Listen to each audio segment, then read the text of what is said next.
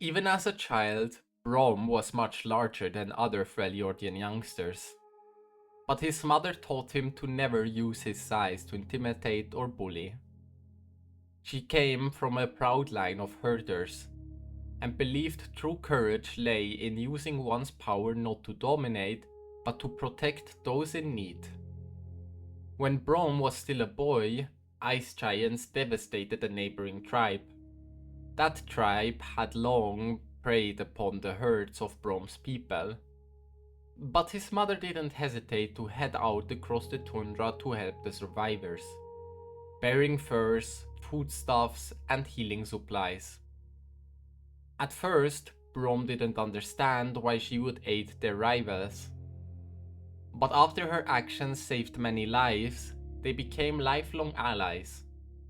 He finally understood what his mother meant when she said all the Freljord's people were a family. And from that day forth, he pledged to bring that family together.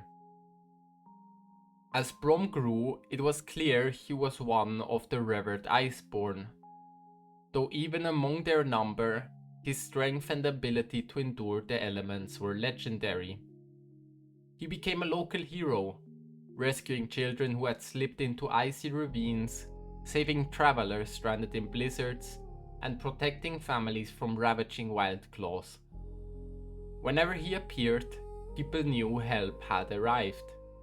He was a figure of hope, known for his liveliness and laughter, and the easy way he made friends. Eventually, Braum realized he was needed beyond the valleys and tundra where he'd been raised. Bidding his mother a tearful farewell, he set out to travel the Freljord. Over the years, countless stories spread of Braum's mighty feats and good deeds. While most had at least a kernel of truth, they grew increasingly far-fetched and mythic, such as the legend of how he chopped down an entire forest in a single night using only his bare hands, or how during a volcanic eruption he saved an isolated farmstead by picking it up and carrying it to higher ground. A more recent tale spoke of how Braum found his immense ram-headed shield.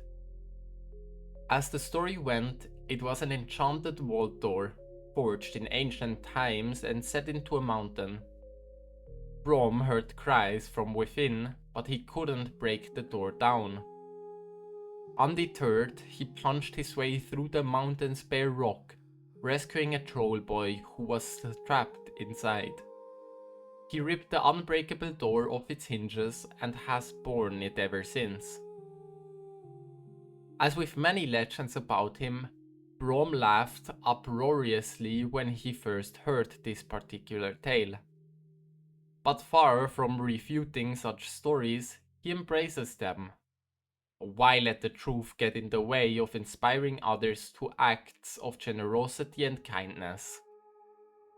No matter how he actually found his shield, soon afterward Braum made his way to the sacred site of Ruckelsstake, where many tribes had gathered to hear the words of the Averosan war mother Ash, said to be the reincarnation of Averosa herself. There, he witnessed the barbarian Tryndamere, desperate to prove his worth, savagely beating any who would face him. As Braum watched, he saw that Tryndamere was growing increasingly unhinged. During one duel, he was so lost in his fury that it seemed certain he would kill his opponent, despite having already prevailed. Deciding things had gone far enough, Braum planted himself in front of the downed fighter.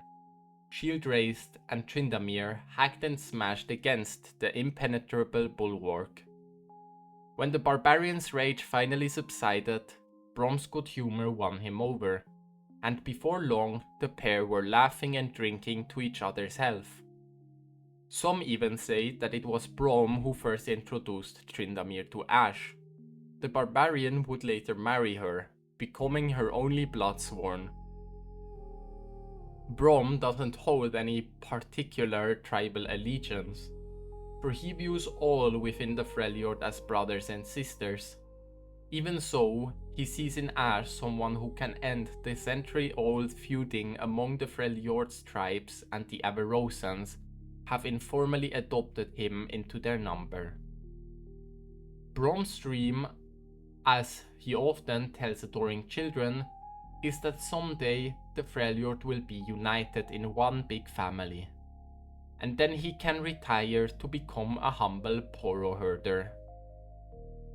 Though Braum counts no one as his enemy, he has had a few run-ins with the Frostguard since he started carrying his shield. He doesn't understand why they have a grudge against him, nor why they seem so interested in what he now bears.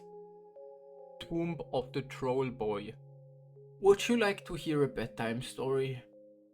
Grandma, I'm too old for that. You're never too old to enjoy a good story. The girl reluctantly crawled into bed and waited, knowing she wouldn't win this battle. A bitter wind howled outside, whipping the falling snow into devil whirls. What kind, though? A tale of the Ice Witch, perhaps? Asked her grandmother. No, not her. What about a story of Braum?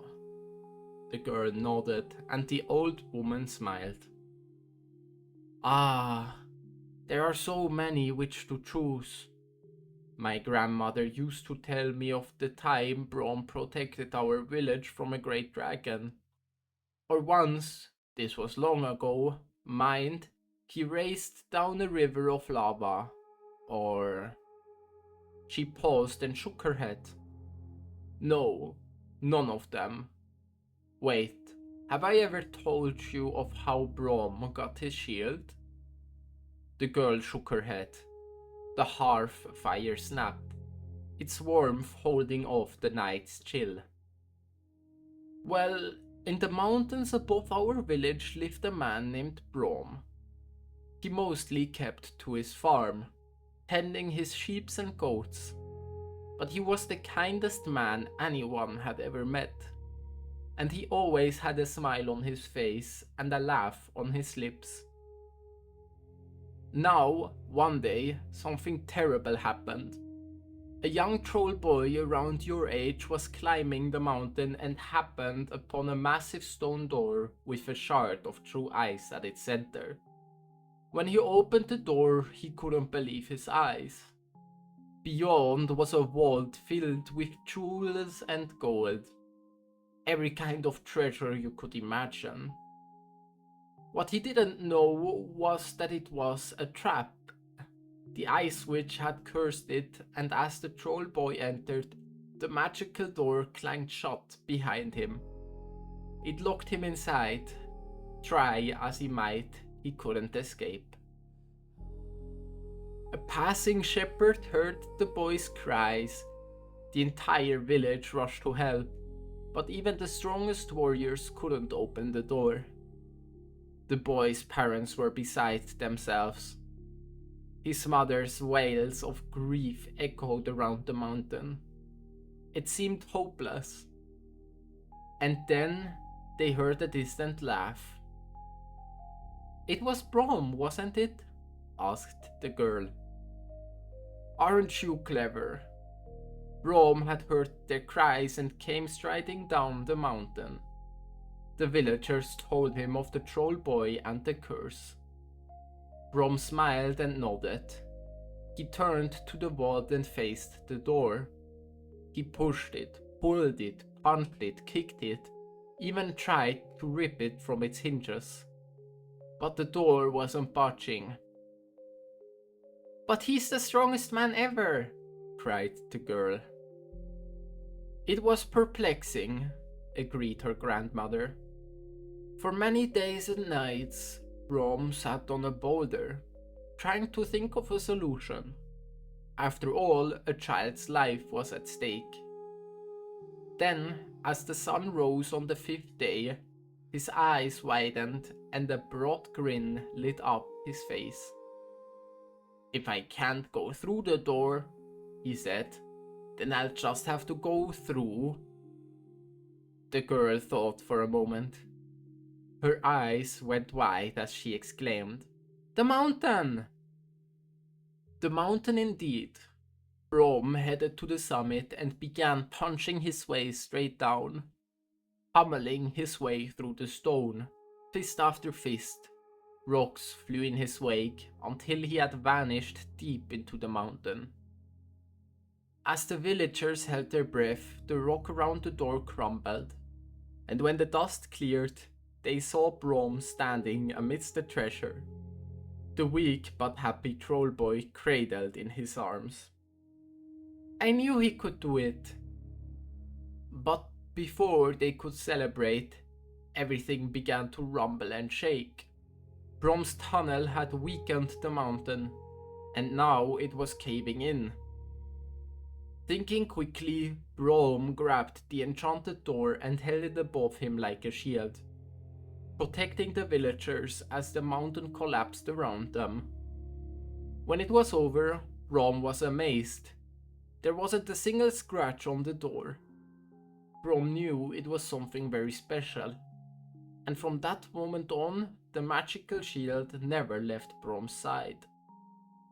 The girl sat upright, struggling to conceal her excitement. "Grandma," she said, "can you tell me another story?" The girl's grandmother smiled, kissed her forehead and blew out the candle. "Tomorrow," she said. "You need to sleep, and there are many more stories to tell." Thank you for listening. This was a comic production. If you'd like more content like this, consider liking and subscribing. Thank you.